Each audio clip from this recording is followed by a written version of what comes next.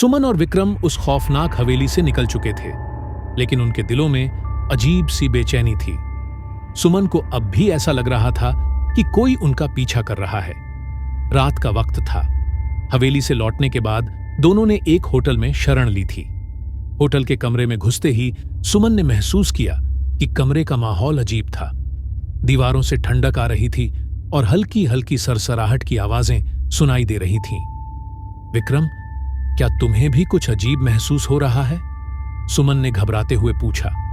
सुमन, सब तुम्हारे दिमाग का वहम है।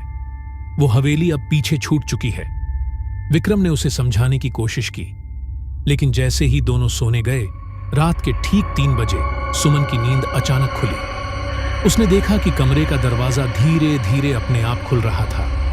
बाहर से तेज हवाएं अंदर आ रही थीं और तभी कमरे के कोने में एक साया खड़ा दिखाई दिया। वही काले कपड़े वाली औरत, उसकी लाल जलती आंखें और चेहरा आधा साया और आधा इंसान जैसा था। विक्रम, विक्रम उठो! सुमन चीखते हुए बोली, लेकिन विक्रम गहरी नींद में था। साया धीरे धीरे सुमन की ओर बढ़ने लगा। उसकी हरकतें इतनी अस्वाभाविक थीं जैसे वह फर्श पर तैर रहा हो। मैंने कहा था, यह घर मेरा है, तुमने मुझे क्यों जगाया? वह साया बुदबुदाया। सुमन की चीख से विक्रम की नींद टूट गई, लेकिन जैसे ही उसने देखा, कमरे में कोई नहीं था। सुमन, यहां कोई नहीं है, तुम फिर से बुरे सपने देख रही हो, विक्रम ने कहा। लेकिन सुमन जानती थी, वह सपना नहीं था, वह साया सच में उनके पीछे था। सुबह होते ही दोनों ने होटल छोड़ने का फैसला किया, लेकिन होटल के मैनेजर ने उन्हें रोका और कहा, आप लोग उस हवेली में गए थे ना? जो भी वहां गया है वह कभी बच नहीं पाया।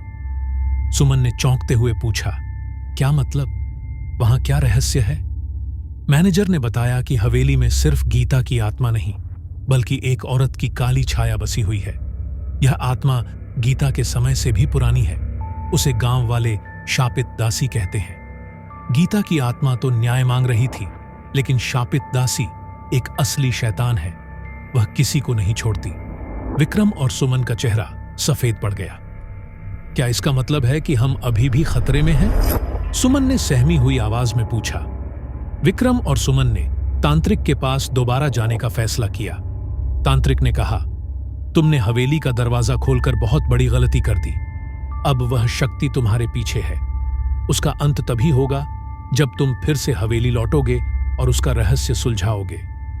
शाम ढलते ही दोनों फिर से उस हवेली के बाहर खड़े थे। हवेली पहले से भी ज्यादा भयावह लग रही थी।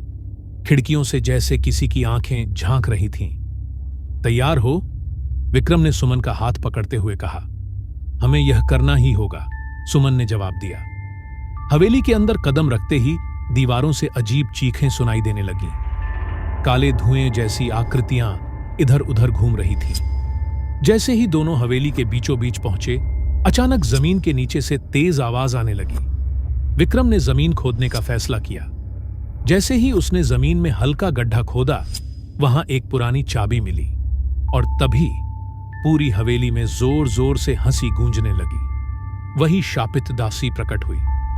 अब तुम मेरे खेल का हिस्सा हो, यहां से कोई नहीं जाएगा। हवेली का दरवाजा फिर से बंद हो गया। विक्रम और सुमन ने बाहर निकलने की बहुत कोशिश की, लेकिन हर बार एक नई दीवार उनके रास्ते में आ जाती। क्या वे कभी इस शाप से बाहर निकल पाएंगे या शापित दासी का अगला शिकार बन जाएंगे? दोस्तों, इस खौफनाक कहानी का अगला भाग जानने के लिए हमारे चैनल जी होरा शो को सब्सक्राइब करें और वीडियो को लाइक जरूर करें। क्या आप सोचते हैं कि विक्रम और सुमन इस शाप से बाहर निकल पाएंगे? अपनी राय हमें कमेंट बॉक्स में जरूर बताएं।